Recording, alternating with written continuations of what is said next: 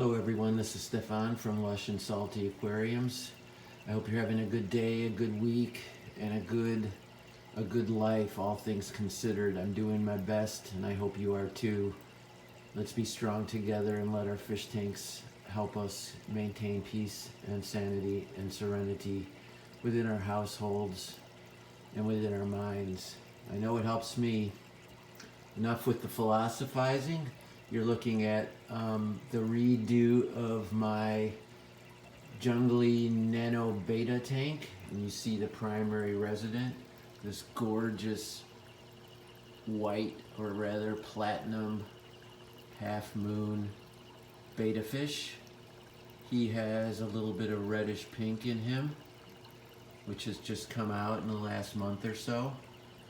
And this is the tank that used to be a crazy jungle, and if you think it's wild now, you should have seen it before. And if you want to see it before, there's a video within my website that you can easily find. I'll try and link it in the final section of this film.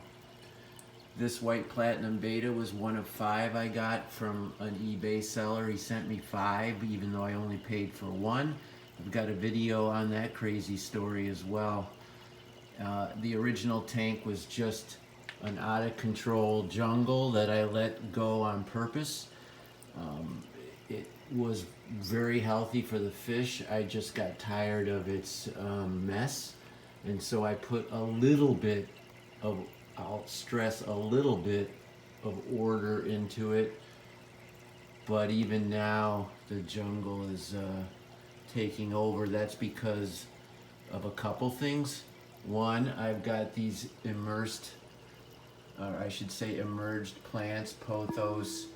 I'm not sure what these simple ones are called, as well as some wandering Jew and creeping Jenny and different forms of pothos, all growing out or emerging from the tank, and their root stocks create not only a kind of cool and badass looking aquascape, they're also super good for helping to remove waste and other byproducts that you get in a small fish tank or any fish tank.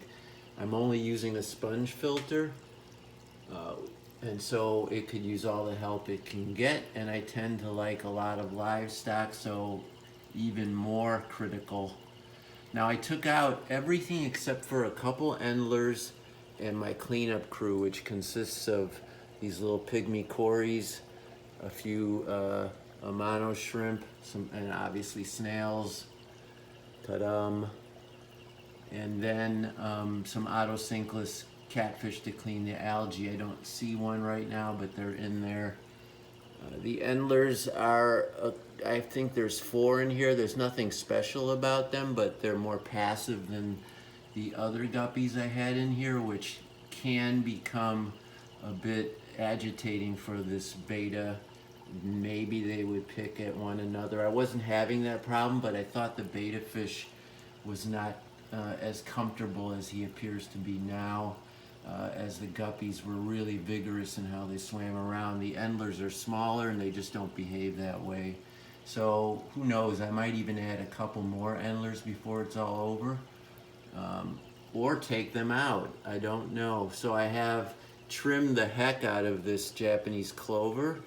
It was all the way up to the top just this morning, and I cut it back and just stuck them in the ground.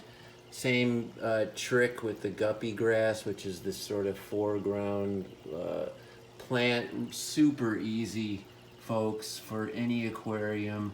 They can float, they can deal with lower light, high light, whatever situation your tank is in.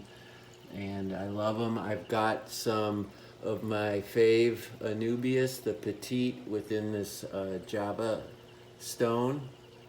And I propped up those 3, they're not orchids, but so I forget the name, but common greenhouse plant with little bamboo sticks, which I wrap with twisty ties and just kind of shove into the ground, and they've been doing really well. And one of the reasons I'm going to always have tremendous growth is this tank is on a full on window. Now it's a north facing, but as we approach summer, the sun hangs low and it does get direct sunlight for at least an hour. So those plants in the back will absorb a lot of that, but no matter what, I'm gonna get green water. But that's okay for these fish. Guppies and betta fish love green water. Now I don't so much to look at, and that's why all those roots are so great. They pull it out of the water, help me keep it crystal clear. Because other than water changes, I don't do a damn thing, and I won't touch that sponge filter for months until those bubbles stop happening, until it gets that thick with algae. I just won't touch it. But anyway, that's the update. I hope you enjoy it as much as I do. Always keep your hands in the tank, folks. Ciao for now.